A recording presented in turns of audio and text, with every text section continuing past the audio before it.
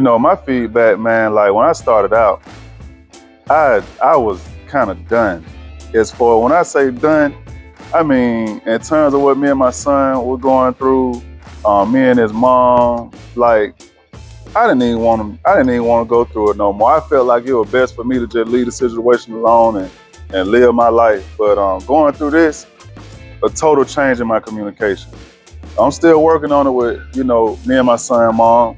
But in terms of me and my son, I now see him paying attention to my communication now, and I see the lessons I'm learning in him and here through him now, and he don't even come here. So it's been a blessing. As far as my little girls, I can't leave them out. Like our communication been pretty good, but where I see it gained on that end of my daughter's end is their mom told me straight up that she admires how I communicate now. So the communication I got out of here been wonderful. I just know I gotta keep brushing up on it, and I just can't slip because at any point, I could fall back, and that's not what I'm trying to do. So I just want to keep this going and make sure that I do my part. For me personally, it helped me change my facilitation style after going through the coaching with Mr. Pierce Johnson. It taught me a little bit about me and my interaction with my own children, right? Even though my sons are adult men, I took the same principles that we learned each week and I implemented them in the communication style with me and my sons, even my wife, right? Going at it by not prejudging the situation, but looking at it through the lens of empathy, and it changed the whole outcome, and it gave us a major morale booster. So during this class and during this program, as a facilitator and as a participant also, because I believe if you're facilitating, even in the coaching preparation, you're actually being coached in the program and taught as well. So when I gained those tools and implemented it in my life, it really enlightened my eyes on how communication works and how attachment needs work. My session has been clarity for me, getting around different men, different calibers from different walks of life. And with what I've been experiencing with my circumstances as a father, as a man, I noticed that I'm not only going through the same similarities as others, but also those who've been through the path that I'm going through, able to direct me through it. And it's been, for me, it's just, I would say on a scale of 1 to 10, it's been a 10. That's why I'm here this evening right now, Hey, I can't get enough of it, so I appreciate it. How you guys been continuing it, and I'm looking forward to the next one, and I'm hungry for more. And I want to say thank you to Fallen Fathers for holding down at Royal Roots, because it bring you back to when you in that chair with your barber, and if you and your barber have that relationship, y'all able to chop it up about anything. But when you just walk into a barbershop setting and not even getting a haircut and still can have that dialogue, man, it's just genuine. So I appreciate it. I was toward the end of my full-time career. I was the director of Delaware's Division of Family Service, the statewide child welfare agency. And we had been, working on improving outcomes for kids. And we had seen a lot of success for younger children. But when I looked at the data on what happened to you if you were a child in the child welfare system and you were over the age of 13, the outcomes were they were sickening to me, right? That you were likely to stay in care, emancipate at 18 on your own. And we know that's the pathway to all kinds of problems, right, as young adults. And so I wanted something that would make a difference. And I spent most of my life as a therapist, as a family therapist in particular. And so I knew in my heart what was missing, that these older kids and teens, they were hurt in profound ways that made it difficult for them to trust in and use relationships as a support.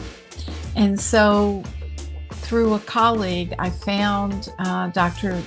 Marlene Moretti in Canada who had developed this program called the Connect Parent Group Program. And I was drawn to it because it was an attachment-based intervention and a trauma-informed intervention. The two things that as a clinician in my heart, I knew were essential. Like, how do we heal our hearts that we can then accept love, right? Trust in another human being, because that's essential for us to make it in the world, right? We are social beings and we need relationships, but we need to be able to trust in them and use them in ways that support our growth and development. And that's what the Connect program was. First and foremost, man, I am so grateful to be a part of this parenting program. As a parent, a lot of things that I did not know, a lot of issues that I did not know how to address properly, only because I was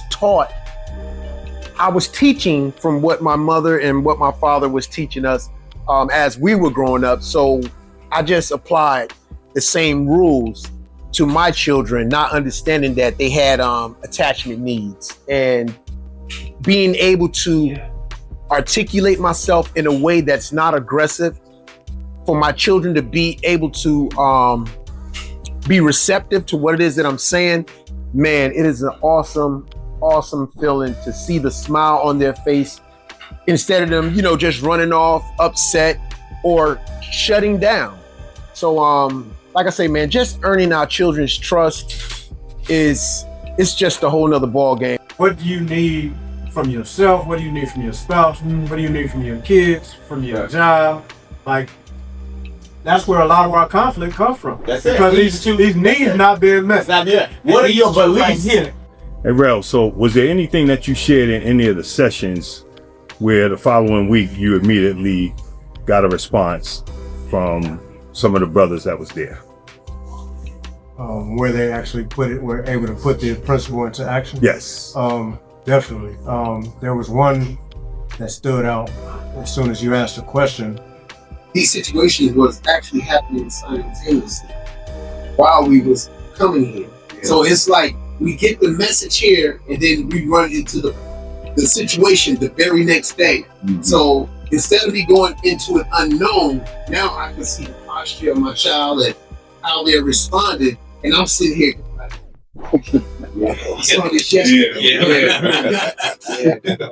brother was having an issue with his daughter. And we were talking about being able to step back, evaluate the situation, regulate your emotions before you respond, and consider what your child may or may not be going through. It happened almost in real time. The week after he came back and told us he was able to put that into practice and resolve an issue with his daughter to a point where before he would have responded in a different way and probably would have kind of wrecked the situation. But he regulated his emotions. He took a pause, he stepped back and considered what his child may have been thinking, what she may have been going through.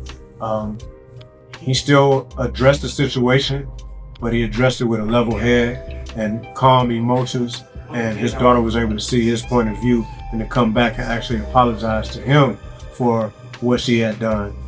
So that one always sticks out. And there were definitely several other situations, but that one definitely sticks out in my head. Yeah. So for instance, I had a situation with my daughter, just reaching out like any other child. And she was like, hey dad, do you have, some money, whatever the case may be. And I was like, it was getting kind of repetitive. So I was like, well, hold on now. Like, we need to have a conversation. And because I sparked the conversation, boom, she immediately hung up. Right then and there, you already know I lost it. But with this class, I just took a minute to breathe, gather myself, and then I called her back. And we were able to have a dialogue between the both of us. And I just broke it down to her that, if I make things too easy for you, you know what I mean? It'll become a habit. And if you're asking your father all the time for money, it takes away their independence. And my thing is, I want my kids to be able to depend on themselves and not always have to fall back on dad. And like I said, and she truly understood. And she was like, wow, Dad, you know what? You're absolutely right. I love you. I said, I love you too, baby.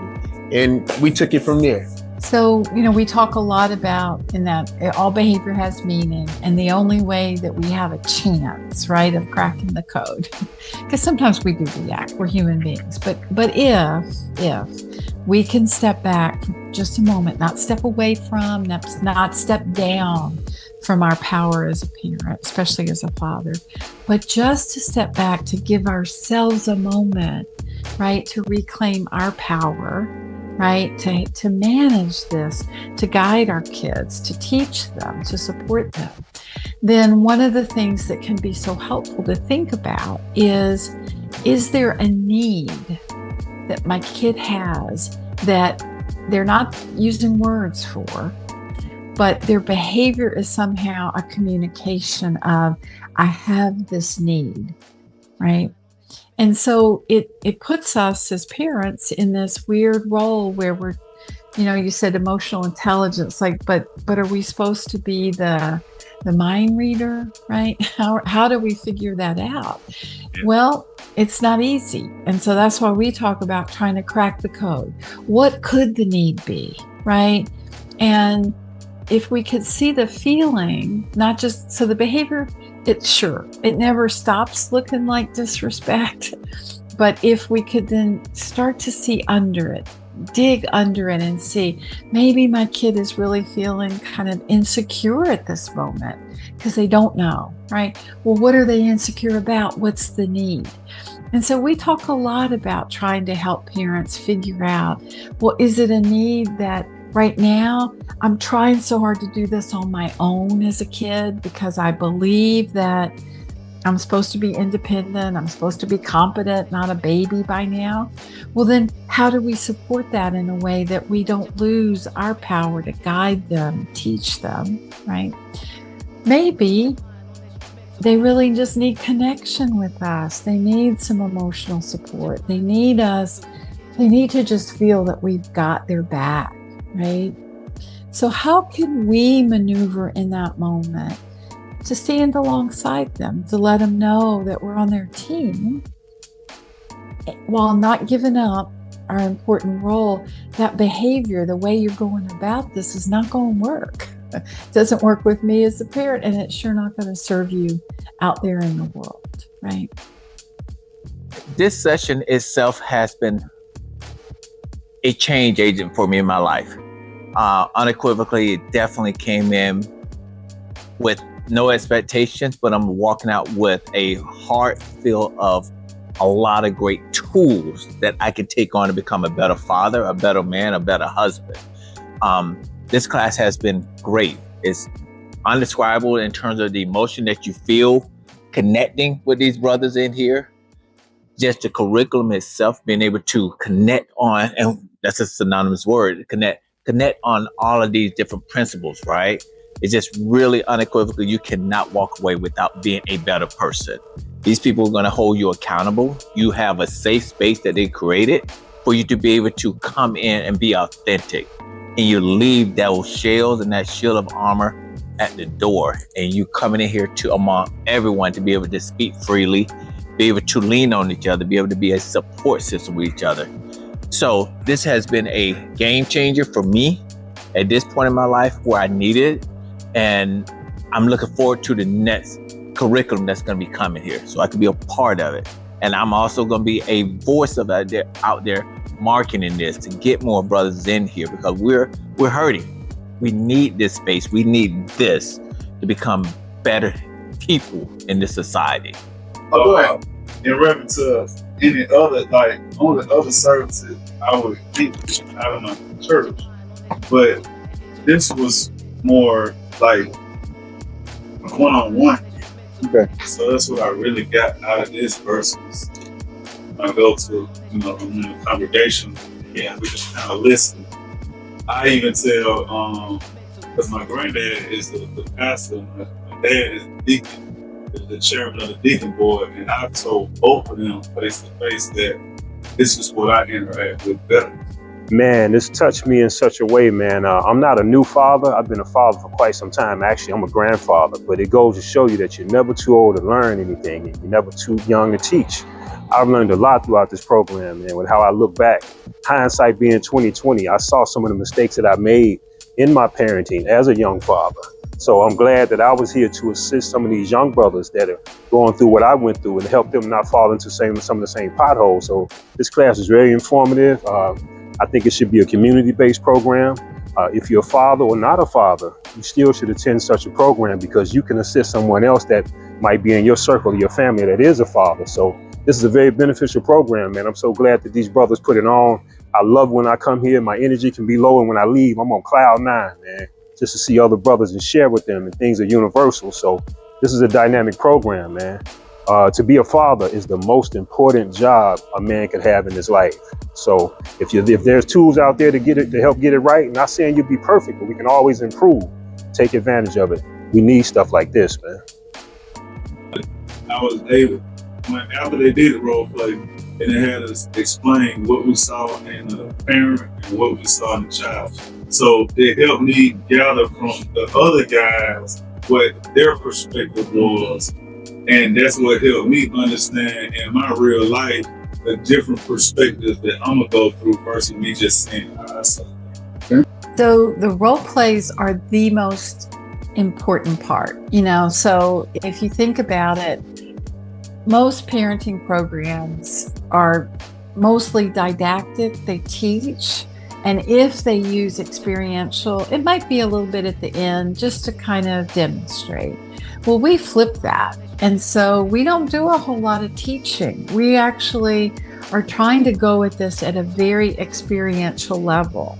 And so the best way, right, is to put a role play in front of the whole group and then walk those parents through those questions after the role play, right?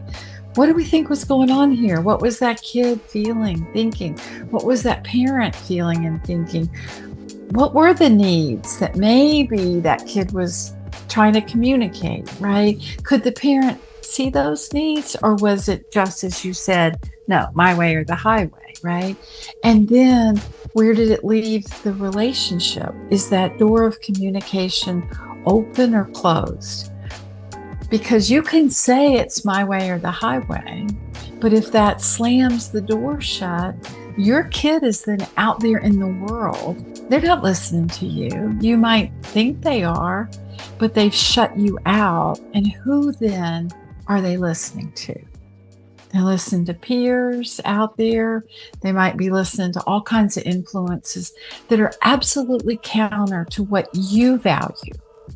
So what we're going for here is not that a parent is stepping down from their power or stepping away from behavior that they disapprove of. Absolutely not. We want parents to claim their power. But the best way to claim your power is to have the door of communication open so there's a chance your kid can hear you, right? And carry your voice as they go out in the world. And so the role plays become a way to show how it works, right? Some of us, when our kids come at us with what absolutely walks like, talks like, sounds like disrespect, we get our buttons pushed and we want to meet them head on and be like, no way, right? Okay, that's your choice. But then look at what happens after that. Similarly, some parents are like, I'm just done with it. Like, I'm done with this. And they start to pull away. Well, then look at what then happens, right? And then we always try to do that third role play, which is kind of a reconstruction is what we call it, where we take some of the principles and we try to say, how might a parent do this where they still are in authority and they still keep the door open? Like, is there a way? And we try to put that in front of the parents and then walk through those questions again. So What's happening is that we are very intentionally trying to teach experientially. Because what we know now from brain science, and this is why I think a lot of programs don't stick, don't hold over time, is that if we teach, here's what to do, here's what to do, here's what to say, that's the thinking brain, right? Is taking the information in and learning. But in those moments where we get triggered, and disrespect is a potent trigger as a parent, all of a sudden the thinking brain is offline. The emotional brain is what's driving the bus. All that good information is not accessible to us. But if we learn the impact of how we respond emotionally by feeling it because we're watching it, then there's a much greater chance that how we want to respond is accessible to us, even and especially when we're triggered. I mean, like I said, I truly thank the brothers for having this parenting class, because once again, man, we are men. We are continuously developing, but this is one area that we definitely need strength in, because, we have to raise our children to be able to, take care of themselves. So the example that we leave on them is the example that will go on for generations. Was there anything that you want to share about the feedback from the last cohort? Rel, I'll start with you first.